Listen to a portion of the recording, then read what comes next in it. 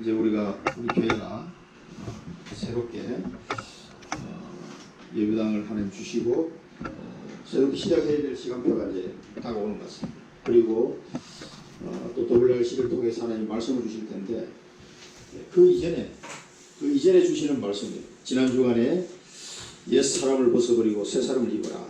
그리고 오늘 또 성령을 근심하게 하지 말라. 이런 말씀을 보면서 우리가 하나님 말씀 앞에 엎드려야 됩니다. 저도 이 말씀을 묵상하면서 많은 부분들이 또 이렇게 좀 하더라고요. 그래서 이게 말씀 속에서 우리가 회개하고 갱신해야 될 걸 찾고 또 하나님의 계획을 더 발견하고 뭐 때문에 이 시간표에 하나님이 에베소 4장 25절 32절 말씀 주셨을까, 이런 것들을 생각하면서 내게 유익한 언약으로 붙잡아져야 됩니다. 그런 관점에서 성령을 근심하게 하지 말라, 이 말씀을 제목으로 잡았는데, 우리가 먼저 서론에서 꼭 봐야 될 게 뭐냐면은, 우리가 영적 문제다 그랬을 때 영적 문제가 어떤 게 영적 문제인 것 같습니까? 영적 문제가 뭡니까? 정신이 돌아가지고 막 돌아다니면 이게 영적 문제입니까? 영적 문제는 뭐냐면은 하나님을 모르는 겁니다. 하나님을 모르는 것이 영적 문제입니다. 불신자들은 당연히 모르죠. 그런데 하나님의 자녀가 된 사람도 하나님을 잘 몰라요. 그래서 우리에게 성령을 보내주셔서 성령을 통해서 예수님이 뭐라고 했습니까? 이 성령 그가 내가 너에게 한 말을 기억나게 할 것이다. 그리고 내가 한 말을 너희에게 깨닫게 하실 것이다. 왜 예수님이 그 제자들에게 그 말씀을 하셨을까요? 계속해서 하나님을 알려면은 그리스도를 통해서만 하나님을 알 수가 있어요. 그리스도는 말씀 본체입니다. 그 말씀이 육신이 되어 이 땅에 오셨다 그랬거든요. 그래서 그리스도를 모르고 하나님을 안다고 하면 다 거짓말이다. 이단 사이비, 이상한 사이비 전부 다 그런 소리가. 그리스도도 모르면서, 그리스도가 하나님인지도 모르면서 나는 성부 하나님을 믿는다. 그게 여호와의 증인들이잖아요. 전부 다 가짜들이 전부 그런 데서 나오거든요. 그래서 그리스도를 모르는 하나님 알 수가 없어요. 하나님께서는 예수 안에 모든 충만을 거하게 하시고 이렇게 말씀하셨습니다. 하나님의 형상은 곧 그리스도다. 그리스도는 하나님의 형상이라고 그러셨어요. 그래서 그리스도를 모르는 하나님을 알 수가 없습니다. 그 성부 하나님이 보내신 모든 언약을 성취하신 그리스도, 그 그리스도께서 보내신 그 성령을 통해서 하나님의 자녀를 성화시키고 영화롭게까지 인도하고 계시거든요. 그러니까 그리스도를 모르는 하나님을 알 수가 없어요. 복잡하다. 그래서 하나님을 모르는 것 영적 문제다. 그리스도를 모르는 게 영적 문제예요. 그래서 이 하나님을 모르는 이 영적 문제를 치유하려면 어떻게 됩니까? 그래서 그리스도를 얘기해 줘야 돼요. 그리스도를 알면 이 사람이 영적 문제를 치워야 돼요. 여러분 진짜 하나님을 안다고 한번 생각해 보십시오. 모든 게 달라집니다. 그래서 이 고려대학교 고려 신학은 가보면 메라벨 원어서 고람대오라고 써놨어요. 유목사님도 그 학교를 졸업하셨는데 고람대오가 뭐가? 뜻이 하나님 앞에서 그런 뜻이에요. 고람대오, 하나님 앞에서. 모든 걸 그렇게 생각해요. 하나님 앞에서. 진짜 모든 목사님들과 모든 성도들이 하나님 앞에서 생각한다 그러면 지금 이런 여러 가지 이상한 일들이 일어날 수가 없죠. 그럼 하나님 모른다는 거예요. 목사가 되었는데도 하나님 모를 수가 있어요. 그 순간 잊어버린 거죠. 그게 뭐냐면 영적 문제입니다. 하나님을 모르는 게 영적 문제. 그 다음에 두 번째는 뭡니까? 사단은 몰라. 사단 모르는 게 영적 문제입니다. 그래서 사단이 파놓은 12가지 전략, 함정과 올무의 틀에 묶여가지고 있는데도 모른다니까요. 자기가 이 사단의 올무에 걸려있는지도 몰라요. 그러니까 이게 영적 문제예요. 사단의 함정이 빠져 있으면서도 그럼 자기가 몰라. 그게 영적 문제예요. 하나님을 모르고 사단도 모르고 이 영적 문제입니다. 여기서 모든 문제가 다 일어나요. 이 내용이 어디에 나오는지 아십니까? 새생명 세상 안에 나옵니다. 이게 보시면 보다 보면 영적 문제가 뭐냐? 그래서 이 두 가지 문제를 해결할 수 있는 것은 그리스도를 알려주는 수밖에 없어요. 사단의 권세를 박살낸 그리스도, 하나님의 모든 것을 알려주시는 그리스도, 하나님의 형상이신 그리스도, 그리스도를 알면 이 두 가지 문제가 다 해결되는 거예요. 그럼 영적 문제가 치유돼요. 이 부분이 안 되면은 계속해서 하나님의 자녀가 된데도 계속 헛소리할 수 있어요. 그래서 우리는 매일 그리스도를 말해줘야 되고 그리스도를 알아가야 되고 그리스도를 붙잡아야 되고 그리스도 안에서 너희가 그리스도 안에서 계속 바울이 그렇게 강조하는 이유가 그 얘기입니다. 그래서 성령을 근심하지 말라. 성령 근심하지 말라. 그리스도를 놓치면 성령께서 근심하죠. 그래 성령께서 야 그게 아니야. 예수님 이렇게 말씀하셨어. 깨달아. 계속 성령께서 우리 속에서 이제 그리스도를 깨닫도록 계속 역사하시는 거죠. 그래서 우리가 이 문제에서 완전 해방될 수 있도록 인도하고 계십니다. 그래서 모든 인간에게 다 영적 문제가 있는데 그리스도로 답을 줄 수가 있는. 안 그러고는 해결이 안 돼요. 그 다음에 두 번째는 우리가 오늘 이 본문을 보기 전에 좀 먼저 봐야 될 부분이라고 생각하시면 됩니다. 어떤 문제나 사건을 보는 눈입니다. 이 사건을 보는 눈이에요. 이게 우리도 모르게 굉장히 율법적으로 되어 있습니다. 율법적으로. 여러분 율법적이다 하는 게 아니라 율법은 좋은 거죠. 근데 율법주의, 율법적이다 이렇게 이야기할 때 좀 안 좋은 의미로 지금 이야기하는 거예요. 사실 이 율법적이 우리가 원래는 이 상태에 있었죠. 이 상태에서 복음적으로 지금 바뀌는 건데 하나님의 자녀가 이 지금 내용은요 에베소 교인들 보고 한 얘기입니다. 이 본문이 교인들 간에 일어나는 일들을 지금 하는 거예요. 그런데 와 이렇게까지 이야기할 수 있을까 싶을 정도로 악독과 떠드는 것과 분냄과 막 비방과 이런 거 다 나왔잖아요. 이게 교회 안에 일어나는 일들이에요. 그래서 이 에베소 교인들에게 하나님의 자녀들 간에 있을 수 있는 일들을 대신 지적하고 준비하라고 지금 말씀을 주신 거거든요. 불신자하고 관계가 아니라 우리가 하나님의 자녀가 돼도요 이 율법적 요소가 많이 남아 있어요. 우리 모두가. 그래서 이 율법 요소를 남아 있는 내가 아직도 율법주의 속에 빠져 있구나 이렇게 생각하면 됩니다. 어떤 문제와 사건이 탁 일어났을 때 나도 모르게 비난이 딱 먼저 나옵니다. 왜? 이게 이 사람이 잘못했으니까. 이 사람이 잘못했어. 그 문제가 터지고 사건이 터졌어. 그때 나도 모르게 말을 안 했는데 내 속으로 그렇죠. 네. 비난이 딱 감수해. 그러면 아직도 내가 복음적이지 못하구나. 아직도 내가 율법적인 데 잡혀있고 내 마음 상태가 그렇게 판단하시면 됩니다. 계속 비난을 하고요. 또 비난을 하거나 또 이런 부분이 있습니다. 자학을 하는 사람이 있어요. 자학. 내가 왜 그랬지? 하면서 자기를 굉장히 막 이제 뭐랄까 판단하고 자기를 막 해롭게 만듭니다. 후회하고 막 내가 왜 그랬지? 하면서 나는 안 되는 인간이야. 막 이러면서 막 자학을 하는 형태의 또 사람들이 있어요. 자기가 잘못했기 때문에. 남을 잘못해서 바뀌는 거고 자기가 잘못해서 막 자학 속에 빠지는 사람. 이게요 전부 다 율법적인 이거 정상이 아닙니다. 이 문제와 사건을 보는 눈이거든요. 비난하거나 자학하거나 그 다음에 어떤 형태는 원망하는 사람이 있어요. 너 때문에 그런 거야. 자기가 잘못해놓고 너 때문에 저 인간 때문에 이렇게 됐어. 이러면서 원망하는 형태가 있어요. 또 어떤 사람 하나님을 원망하는 사람도 있어요. 제가 그런 사람 많이 봤습니다. 장로 때. 자기가 잘못했는데 하나님 엄청 원망하더라고. 아니 이거 잘못은 자기가 왜 하나님 원망하지? 그런 사람이 많이 있습니다. 그러니까 비난이 나도 모르게 비난이 튀어나오거나 자학을 하거나 누군가를 원망하거나 하나님을 원망하는 이런 내 마음 상태가 될 때는 내가 아직도 율법적인 인간이구나 이렇게 이해하시면 됩니다. 이제 이 오늘 본문하고 굉장히 연관성이 있는데요. 이런 부분을 이 보는 눈이요 바뀌어야 돼요.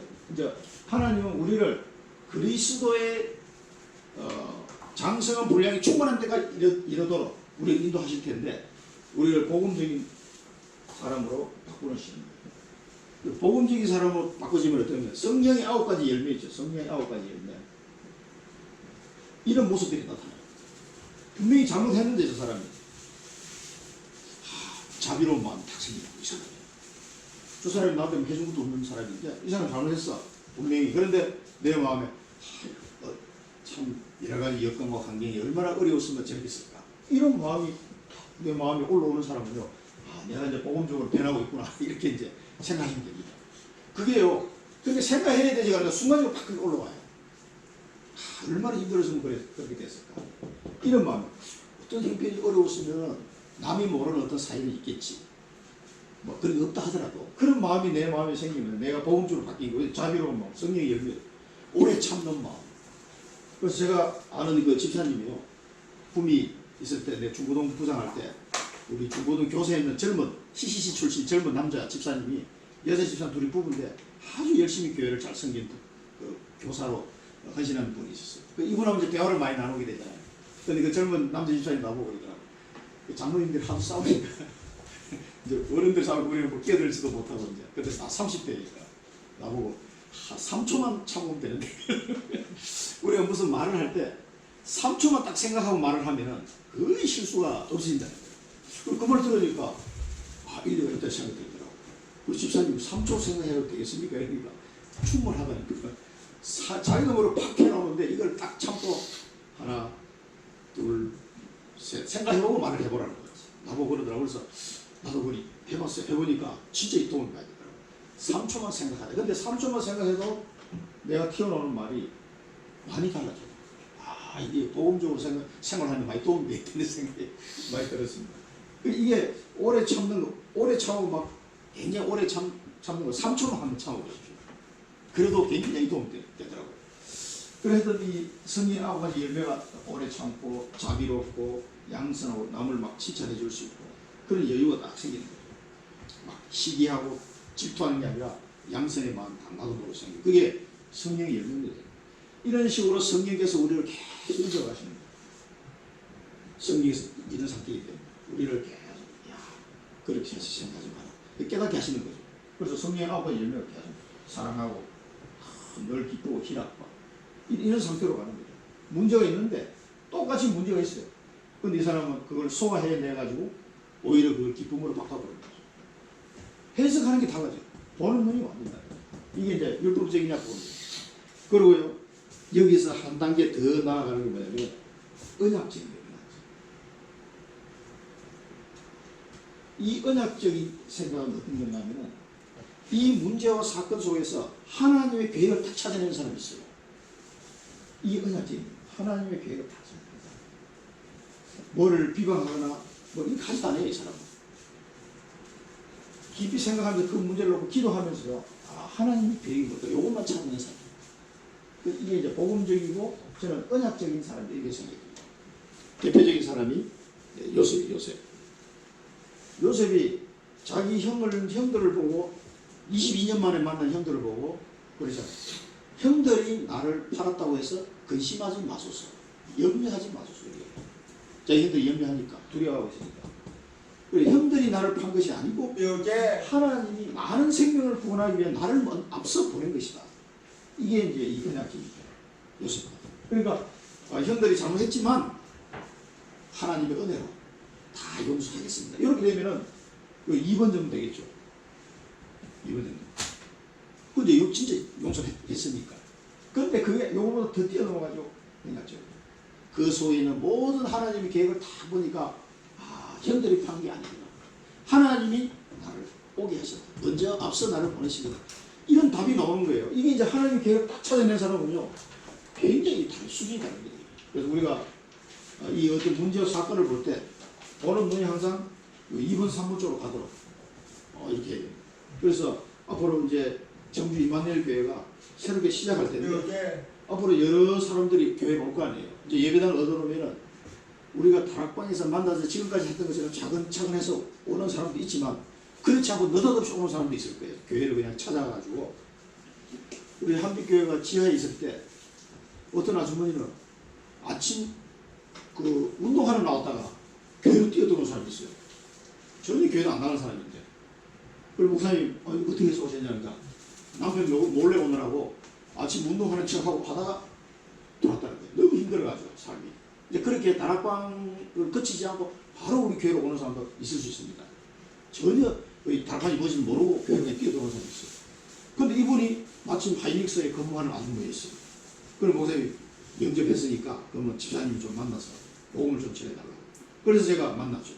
그 지금 한빛교회 권사님 됐어요. 지금 연세 많으신데 저보다 3살인가 많으신 분 됐어요. 그러니까 그렇게 느닷없이 뛰어들어서 왜? 너무 힘드니까 삶이. 그래서 견디다 못해 아주 어릴 때 교회를 가본 그 경험이 있었더라고 이 권사님도. 그래 보니까 아련스럽게 그냥 교회를 가면은 어떻게 이 문제 해결될까 이래가지고 그냥 확 뛰어들어온 거예요. 이제 아침 조금에 뛰다가 이제 교회를 찾았다고. 찾아보니까 교회 간판이 딱 걸려있는데 지하야. 지하고 뭐가 하든 뛰어들어. 너무 힘드니까. 이런 사람 저런 사람 막 올 수도 있습니다. 교회에 많은 사람들 왔을 때 우리가 먼저 이 부분이 치유돼서 그래서 우리가 보는 모든 일이 2번 3번적으로 가 있어요. 이렇게 될 때 많은 사람을 살리는 교회로 우리 다 뿌리를 내리게 될 겁니다. 본론에서는 우리가 보면은 첫 번째 부분은 이 용서와 회개에 대한 부분을 이야기했습니다. 자, 우리 요 본론의 전체 답은 3번에서 지금 말씀드리겠습니다. 이 도시 이유가 뭐냐? 왜 이렇게 해야 되냐? 우리 4장 26절, 27절, 28절 보면요. 분을 내어도 죄를 짓지 말라. 분을 내더라도 죄를 짓지 말라. 분을 내도 죄를 짓지 말라. 해가 지도록 분을 품지 말고. 이 뭐냐? 용서를 해당되는 건데 요한 1서 4장 20절에 보면은 이거는 지금 전부 다 교인들 간에 일어나는 것을 지금 얘기합니다. 분을 내어도 죄를 짓지 말고 해가 지도록 분을 품지 말고. 요한 1서 4장 20절 보면 누구든지 하나님을 사랑하노라 하고 그 형제를 미워하면 이는 거짓말하는 자니 보는 바 그 형제를 사랑하지 아니하는 자는 보지 못하는 바 하나님을 사랑할 수 없느니라. 사도 요한이 이렇게까지 얘기했어요. 그러니까 눈에 보이는 형제를 사랑하지 않으면 어떻게 그 사람이 하나님을 사랑한다고 할 수 있겠느냐 그 말이죠. 그래서 분을 내어도 죄를 짓지 말고 좀 화가 나는 일이 있더라도 참으라는 얘기예요. 죄를 짓지 말고 또 그 해가 지도록 열받은 상태로 계속하면 자기 몸에 해로워요. 빨리 그리스도 안에서 이걸 정리해야 돼요. 정리해야 돼요. 용서하라는 얘기예요. 그리고 너희가 예배 드리고 전에 형제와 싸운 일이 있거든 먼저 화해하고 와서 하나님께 예배 드리라고 그러죠. 그래서 그렇게도 말합니다. 그래서 이걸 오래 가면 왜 그렇게 해야 되는지 이유는 이제 세 번째에서 말씀드리겠습니다. 자, 용서하는 얘기. 그 다음에 마귀에게 틈을 주지 말라. 이 마귀에게 틈을 주지 말라. 왜냐하면 이런 돈 내고 용서하지 못하고 막 열받고 불신앙하고 이런 것들이 마귀가 놀기 좋은 장소예요. 말이에요. 요셉처럼 만약에 그렇게 말할 수 있다면 마귀가 틈탈 틈이 없어요. 뭐 형님들이 판 게 아니라는 데 못해요. 그러니까 마귀가 요셉의 마음을 파고 들어가고 싶어도 전혀 틈이 없는 마음이에요. 이런 말을 말씀하시는 겁니다. 근데 베드로전서 5장 8절에 뭐라고 말씀하십니까? 근신하라 깨어라 너희 대적마귀가 우는 사자같이 두루다니며 삼킬 자를 찾나니. 이 마귀가 계속 그 틈을 노리고 하나님의 자녀들 중에서 이 틈을 노리고 공격할 수 있는 사람을 찾고 있는 거예요. 마귀가 두루다니면서. 이런 부분들을 우리가 잘 생각하고 이제 용서해야 될 이유가 뭐냐? 이 사람도 살고 나도 사는 거예요. 둘 다 사는 길이 왜 마귀에게 틈을 주지 않아요? 요셉이 자기 형들을 불러가지고 시시비비 했다고 생각해요. 그 12지파의 조상이 되는 사람들인데 그 사람 들고 싸웠다고 하면 생각해요. 자기 형들을 뭐 죽이지는 않았더라도 막 감옥에 보내고 막 화풀을 했다고 생각해요. 어차피 살아야 되냐. 같이 살아야 되는데 이게 참 골고루해야 되는 거예요. 그러면 그 속에 뭐냐면 마귀가 틈을 딱 하는 거예요.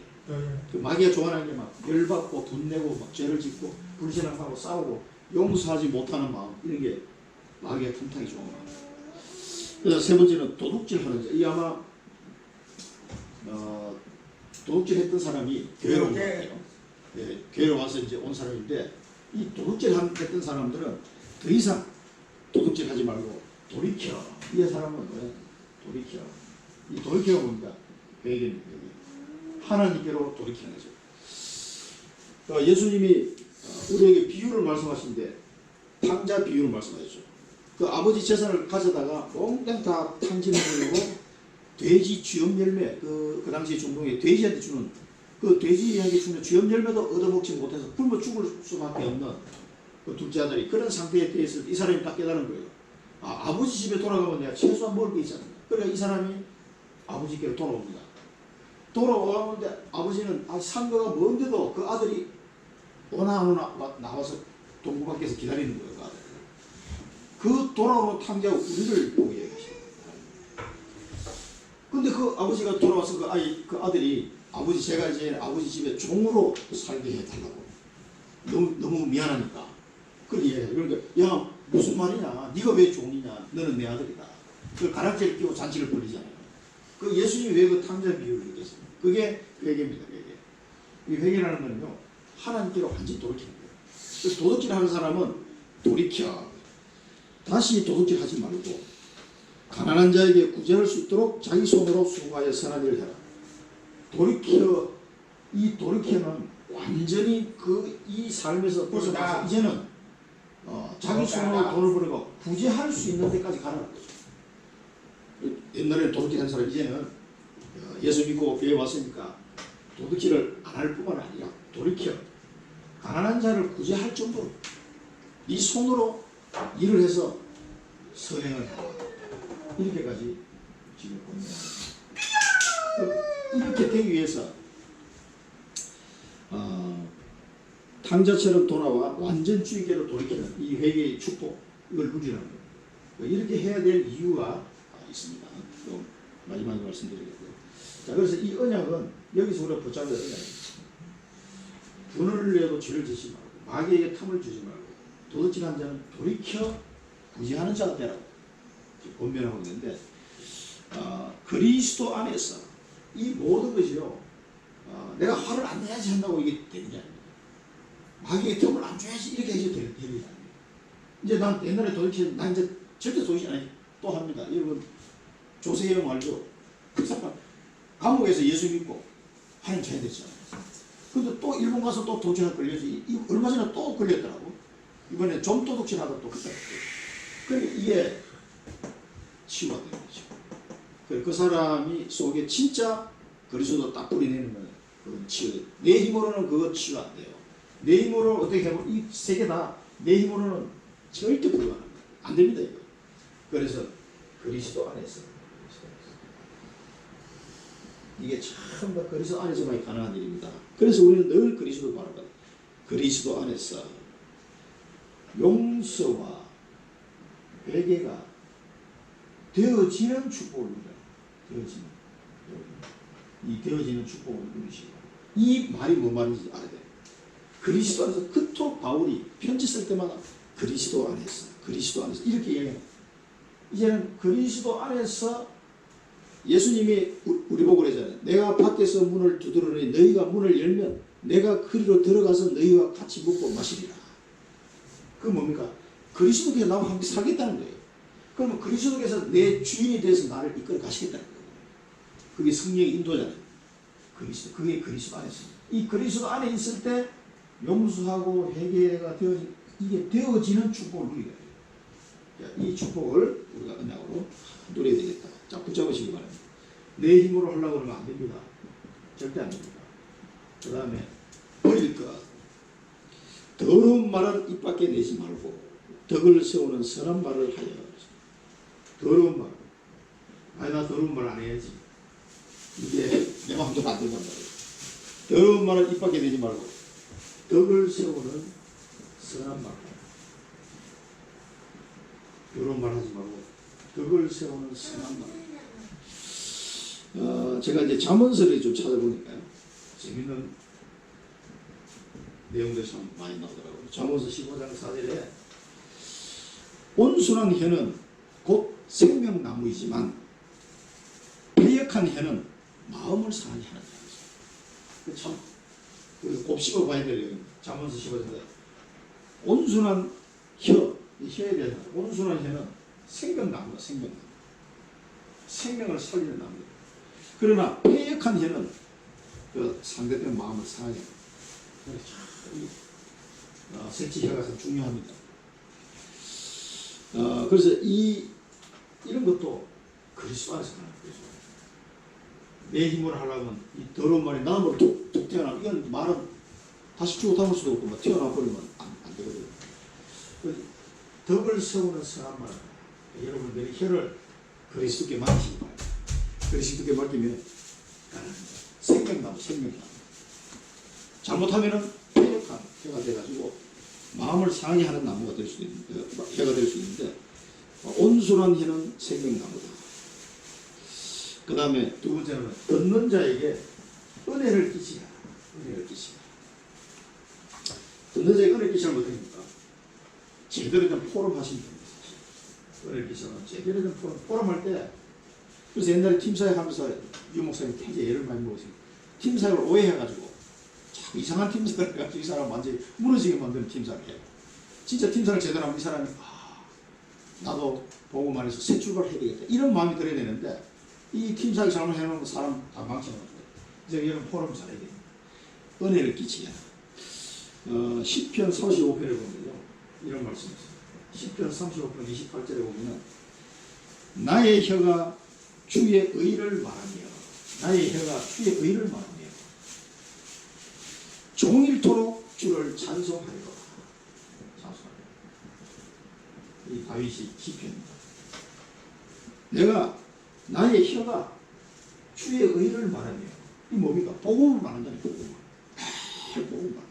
나의 혀가 주의 의를 말하며 종일토록 주를 찬송하리로다. 뭐래요? 복음 전하고 찬송하는 거야. 하루 종일. 그럼 이런 사람 어떻게 됩니까? 복음 전하고 찬송하면은 상대편에 은혜를 끼칠 수밖에 없어요. 그러면은 더러운 말을 할 틈이 없는 거지. 더러운 말이 입 밖에 나올 틈이 없는 거예요. 모든 사람 다 이게 있거든. 그런데 이 나올 틈이 없이 계속 복음만 말하고 하나님을 찬송만 하면은 하루 종일 복음 말하고 찬송하면은 이게 이제 입 밖에 다른 말이 나올 틈이 없는 거지. 이렇게 내 혀를 막아버리게 돼요. 복음으로 찬송으로 막아버리죠. 그러면은 선한 말을 할 수밖에 없고 은혜를 끼칠 수밖에 없는 거죠. 이게 이제 비밀입니다. 복음과 찬송.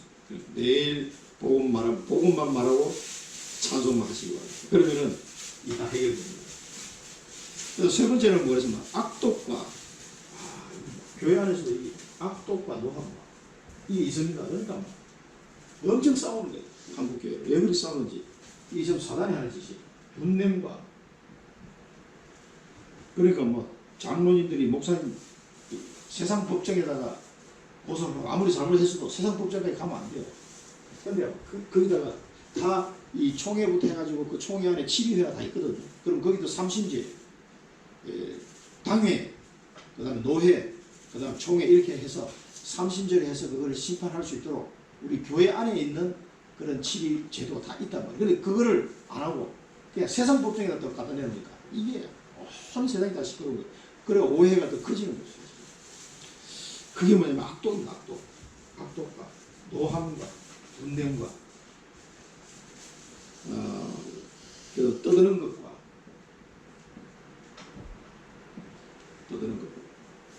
그 다음에 비방하는 것, 이런 것들이 이런 것들, 그 다음에 모든 악의와 함께 버리라. 악독과 노함과 분냄과 떠드는 것과 비방과 이런 것들이 악의와 함께, 악의는 악한 뜻이에요. 악한 뜻. 이걸 함께 버리라 그랬습니다. 그래서 이런 것들을 여러분 버리려면 계속 복음 포럼 하시고 기도 포럼 하시고 전도 포럼 하시면 됩니다. 그리고 함께 찬양하고, 거기 제가 한참 군대 있을 때 그 찬양대 한 10년 했잖아요. 그 찬양대 하면서 그 찬양하는 시간이 너무 좋더라고요. 이 찬양대 이제 예배 다 끝나면 한 밤 10시쯤 되면 연습을 해요. 9시 넘어서. 그리고 거의 10시 좀 끝나거든요. 10시 넘어서. 그러니까 주일날은 새벽부터 함께 교회에서 살았어요. 점심도 먹고 저녁도 먹고. 근데 그 찬양 연습할 때 그렇게 좋더라고요. 집사님들하고 다 모여가지고 사부 합창을 딱 하잖아요.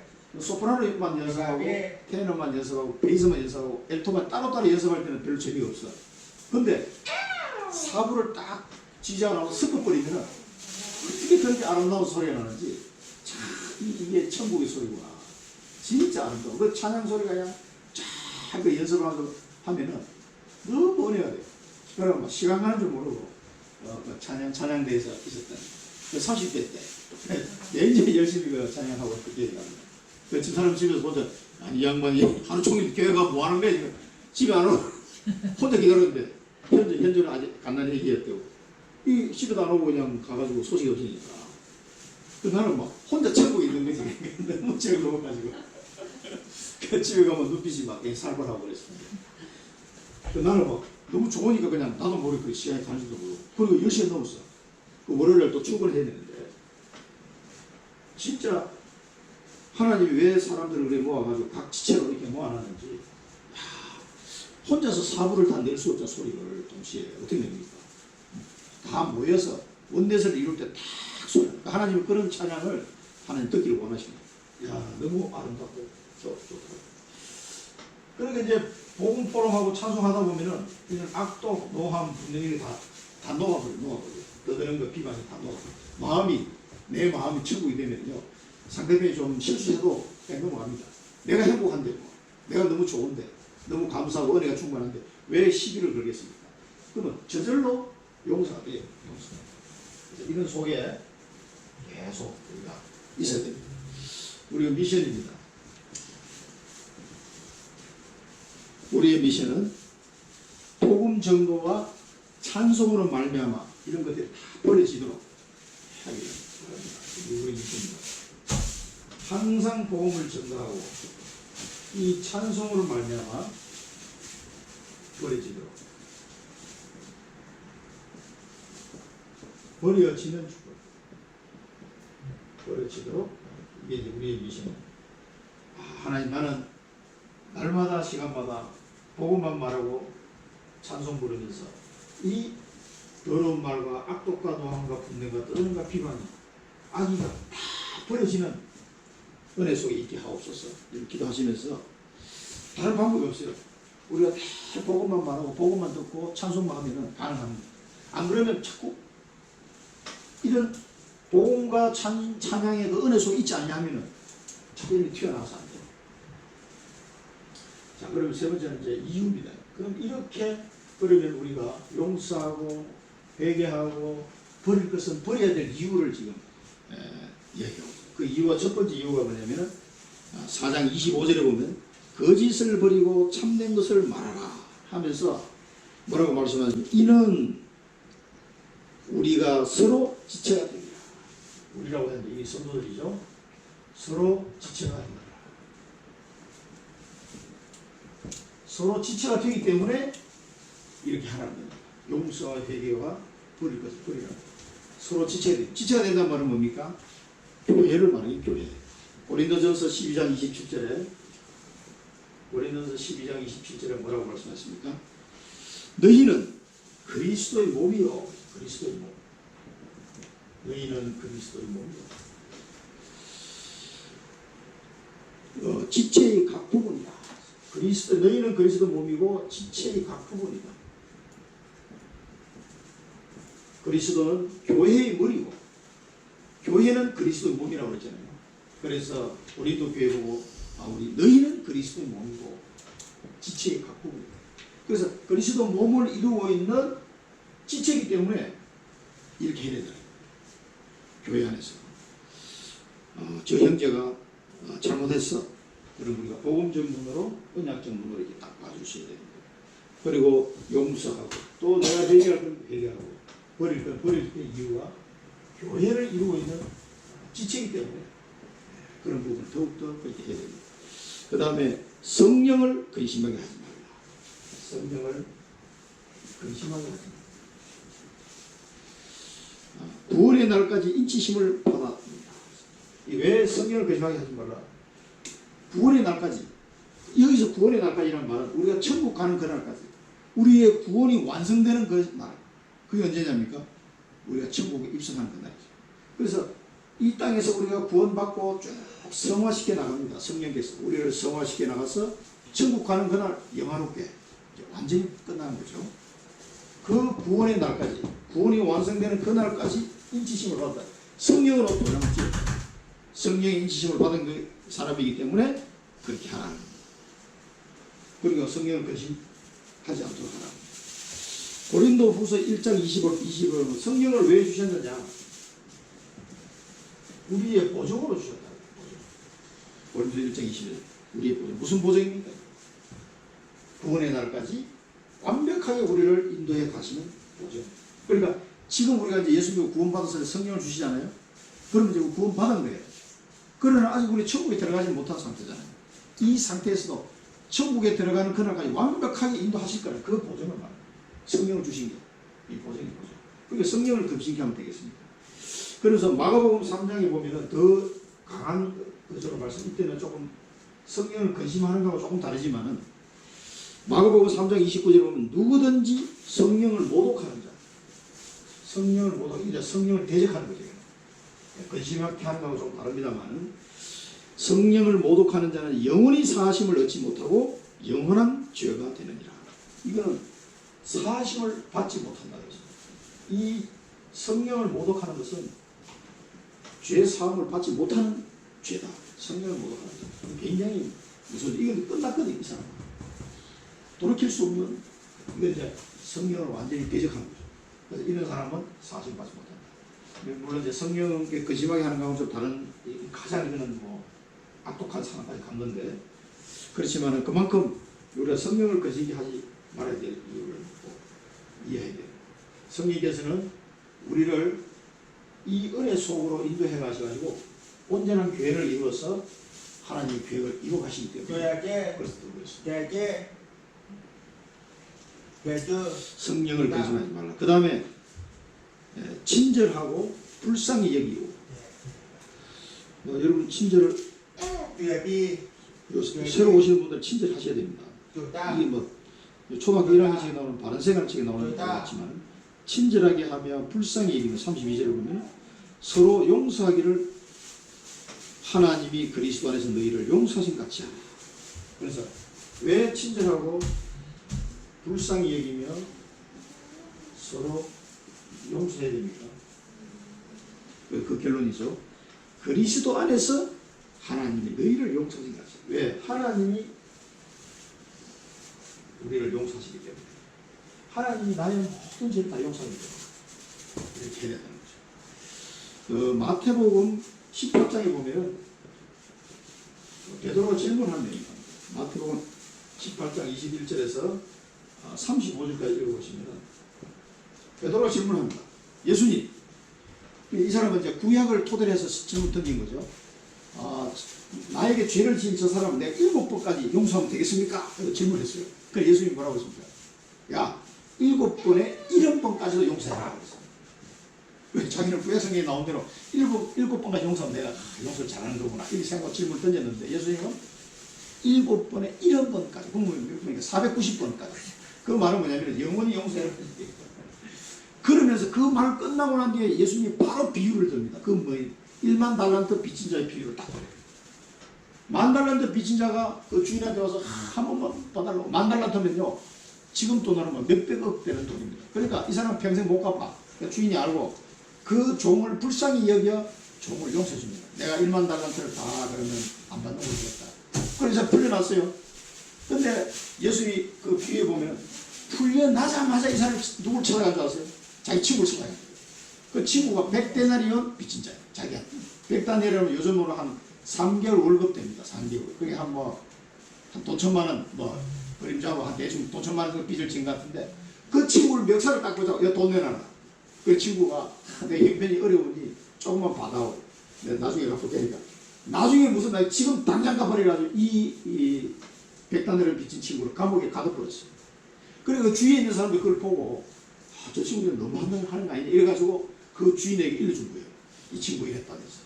그러니까 그 주인이 화가 나가지고 그 종을 다시 불러가지고 거기 가둬버렸어요. 내가 너에게 10,000달란트 빚을 갚아주었거늘 어찌하여 그 형제에게 100데나리온 빚인 걸 용서를 못하냐 이거지. 그 비유입니다. 그러니까 우리가 하나님께 용서받은 죄는 모든 죄와 허물과 다 용서받은 10,000달란트, 10,000달란트. 평생 갚아도 못 갚는. 그러니까 친절하고 불쌍히 용서해라는 거죠. 이 하나님의 은혜를 생각하면 이 가능해지는 거예요. 그래서 우리가 붙잡아야 될 비전입니다. 우리가 이제 교회를, 예배당을 이제 얻고 이제 교회를 준비하는 과정 속에 우리가 이런 부분도 좀 준비해야 되지 않느냐, 우리 마음으로 그런 생각이 듭니다. 하나님 그런 말씀 주신 것 같아요. 사랑과 용서, 회개, 사랑과 용서, 회개가 선한 말로 영혼을 살리는 교회를 이제 준비해야 됩니다. 영혼을 살리는 교회까지 왔는데 그 영혼을 독한 말로 죽여버릴 때 있습니까? 영혼을 살리는 교회가 되고, 우리 교회 오는 많은 사람들이 뭐 알고 왔든 모르고 왔든 또 다락방을 통해서 온 사람은 뭐 괜찮은데 그냥 이렇게 와진 사람들 분명히 있을 텐데, 그 사람들에게 사랑과 용서와 회개와 선한 말로 영혼을 살리는 교회가 되고, 그렇게 묵상이 되어졌습니다. 하나님 왜 지금 이 시간표에서 이 말씀을 주셨을까? 성령을 근심하게 하지 말라, 이 말씀이실까? 우리 앞으로 교회가 이루어질 텐데 우리 교회에서 이런 부분들, 그리고 이제 금요 예배도 이제 드리게 될 겁니다. 교회도 이제 하게 되면 금요 예배 때는 개개인의 기도 제목 가지고 와서 기도회도 할 거예요. 여러 가지 말씀을 또 이제 그 주간에 화요 집회나 새가족이나 또 지역 집회 이런 것들이 있으면 그걸 가지고 좀 더 구체적으로 금요를 같이 나누는 시간을 가지고 기도하는 시간을 할 겁니다. 그래서 그런 시간들을 우리가 생각하시면서, 결론입니다. 그러면 이런 부분도 우리 곰곰이 생각해서 우리가 꼭 붙잡아야 될 게 뭐냐면, 나의 지금 메시지가 조금 나오는 건 나의 영적 시스템, 이걸 준비하셔야 돼요. 나의 영적 시스템. 여러 가지 기도와 말씀 묵상과 이런 것들이 나의 영적 시스템을 갖춰야 돼요. 그러면은 내가 복음적인 사람이면 나도 모르게 복음적인 사람이에요. 계속 있잖아요. 어떤 문제가 딱 생겨도 말씀이 딱 생각나요. 다 말씀 묵상하니까 그 말씀이 자꾸 생각나면서 그 문제 보는 눈이 딱 달라지는 거예요. 그렇게 되면 이 사람이 복음적인 삶이, 내 자신의 복음화가 이제 제대로 이루어지는 거죠. 그러면은 뭐 영육 간에 모든 게 유익합니다. 그러면 전도의 열매가 맺어지고 다락방도 되어지고 다 되는 거예요. 그래서 나의 영적 시스템을 개인적으로 찾으셔야 됩니다. 그리고 우리가 이 언약적인 사람이 되어야 되는데, 이 언약적인 나의 CVDIP, 나의 CVDIP를 꼭 발견하셔야 돼요. 이거를 꼭 발견해야, 그래야 내가 언약적 사람이 됩니다. 이 언약적 관점에서 딱 보게 되면요, 요셉처럼 이거는 뭐 용서가 아니라 그 차원을 뛰어넘는, 형들이 판 게 아니라는데 그러면 용서하고 자수할 거 없잖아요. 이제 그런 눈들이 이제 열리는 거죠. 나의 CVDIP를 찾아야 돼요. 지금 우리 그 리더 수련회 하나 보니까 학생들, 대학생들 자기들이 모여서 막 포럼 하고 자기 1년 동안 자기가 발견한 자기만의 CVDIP를 쭉 이야기하고, 오늘 뉴스도 보니까 좀 나오더라고요. 야, 얼마나 귀한지, 이 CVDIP. 그래 우리 준수한테도 얘기했거든. 올해는 이제 이게 여러 가지를 해볼까는, 내년에는 준수 같이 전선생님하고 WRC 한번 같이 가서 비포럼 같이 가고 했으면 좋겠다.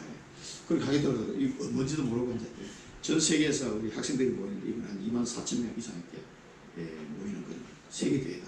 외국에도 68개국이 참여하고 소개를 좀 했어요. 그랬더니 자기가 가보고 싶다고. 나의 CVDIP, 이 언약적 사람, 이 발휘됩니다. 그 다음에 나의 24시, 내가 24시 해야 될 그 내용을 찾네. 이걸 발견하셔야 돼요. 나의 24시 꼭 발견하시고, 내가 24시 되는 그 언약이 있으면 청명, 그게 딱 나옵니다.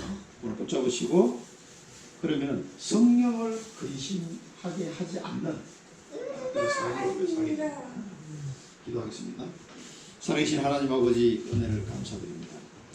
성령을 근심하게 하지 말라는 주님의 말씀을 받아서 저희들이 그리스도 안에서 또 복음 증거와 찬송하는 생활 속에서 오직 영혼을 살리는 교회의 축복을 누리는 가운데 모든 용서와 회개와 버릴 것이 버려지는 선한 말로 영혼을 살리는 교회로 세워지게 하여 주옵소서. 하나님께서 우리의 모든 것을 용서하시고 화목하게 하는 축복을 주셨사오니 날마다 이 은혜를 생각하고 나의 영적 시스템을 준비하고 나의 CVDIP를 발견하고 나의 24시를 발견하는 은혜를 허락하여 주옵소서. 예수 그리스도 이름으로 기도드립니다. 아멘.